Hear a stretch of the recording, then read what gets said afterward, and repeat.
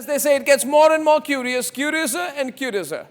As it was said, ladies and gentlemen, is Rahul Gandhi's behavior. Now he says that I'm not going to back up my allegations against the Election Commission in the form of an affidavit. And the Election Commission says that, Rahul Gandhi, if you want us to investigate what you've alleged, would you kindly, like any responsible leader or a citizen of India would do, put it in an affidavit. That gives us a legal basis to proceed on, to carry out further proceedings. Rahul Gandhi says, I'm not going to put it on an affidavit because I've signed an oath, or I've sworn by an oath in Parliament, so I don't need to sign an affidavit. There's no rule which says that a member of Parliament making such an allegation does not have to sign an affidavit before the matter is investigated by the Election Commission. If he signs an affidavit, the matter becomes an incontrovertible allegation. And if the allegation is proven to be false, because he's given it in an affidavit, the Election Commission can proceed to initiate charges against him if the allegations are proven to be false. Obviously, Rahul Gandhi is doubtful about his own allegations, which is why he is not signing an affidavit, but going ahead and saying that the BJP is colluding to steal the election. What kind of behavior is that, ladies and gentlemen? You say I have criminal evidence, elections in this country are a fraud. I'm not losing elections because I'm a political loser. I'm losing elections because the system is fraud. But if you say so, you must be willing to put it on paper in a sworn affidavit. You cannot do this shoot and scoot politics anymore.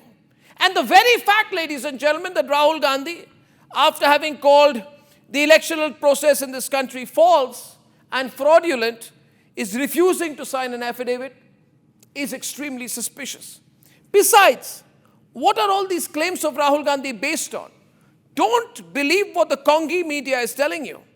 All his claims are based on what he calls the Congress party's internal investigation in one assembly segment in the country.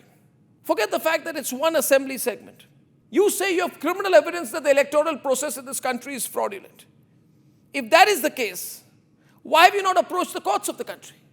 Why are you not willing to put it in the form of a signed affidavit before the Election Commission against whom you are making allegation after allegation on every single day? Why are you trying to get away by holding this in the form of a press conference when you know that your allegations on a press conference have no legal validity? So what you basically want to do, Rahul Gandhi, is that you want to muddy the waters a little bit, create suspicion in the minds of people, but more importantly, create an alibi before the Bihar elections because you know you're going to lose those elections. So you're creating an argument before this because you know yet another electoral loss will make your very position as opposition leader in this country extremely, extremely non-tenable. In any case, I will argue tonight that the very basis of Rahul Gandhi's internal quote-unquote research and investigation are flawed. Rahul Gandhi has essentially presented a case study of Mahadevpura constituency of Karnataka. Why? Because he says that the Congress won all the neighboring constituencies but lost Mahadevpura. Now, what kind of logic is that? You say, I'm losing in this constituency and hence it's a conspiracy. Does that make sense to anyone? And what is shocking about the Congress party's loss in Mahadevpura? It has been a consistent BJP stronghold for a very, very long time. It's not a swing seat, suddenly lost by the Congress in 2023.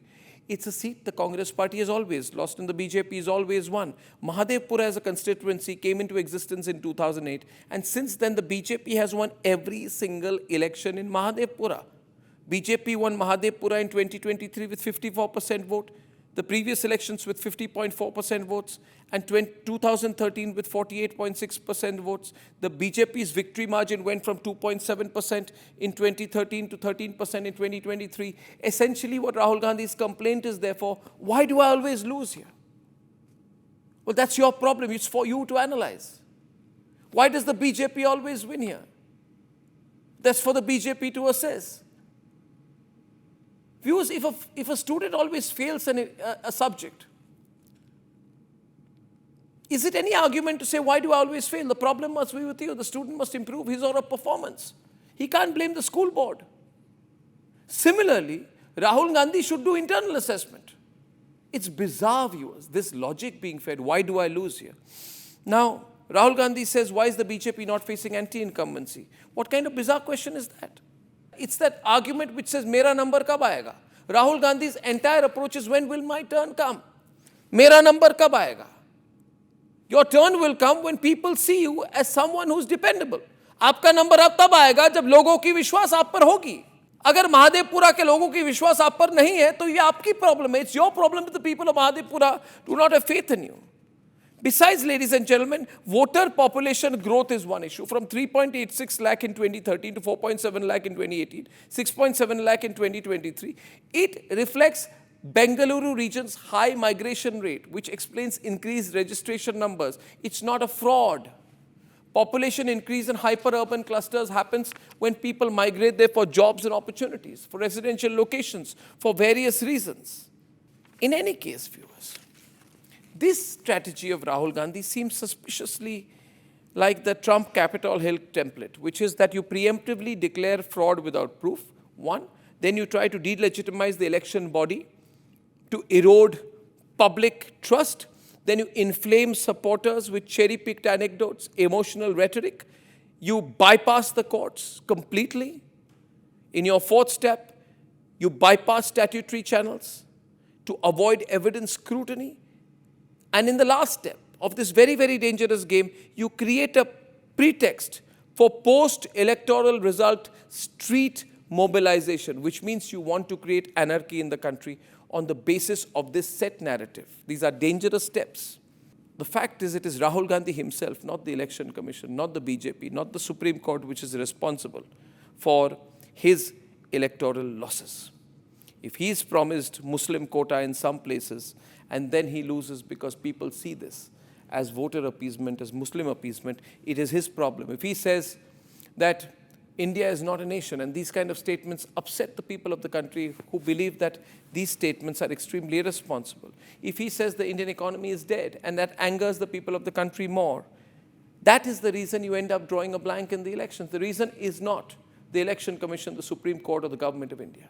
The reason, Rahul Gandhi, the true reason is you.